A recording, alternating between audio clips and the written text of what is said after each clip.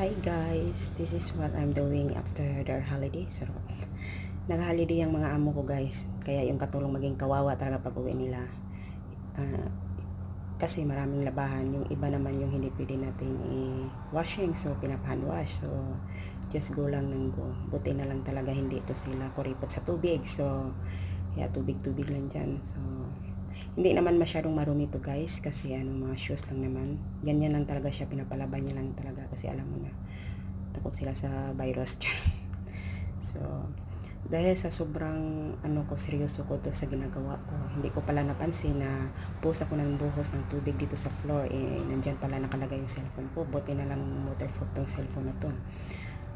At nakita ko pala yung cat doon sa likod, naglakad-lakad. Hindi ko pala napansin, nakalabas na pala sa gate. Sobrang kaba ko kasi they treat their cats like their own babies. So very important talaga yan.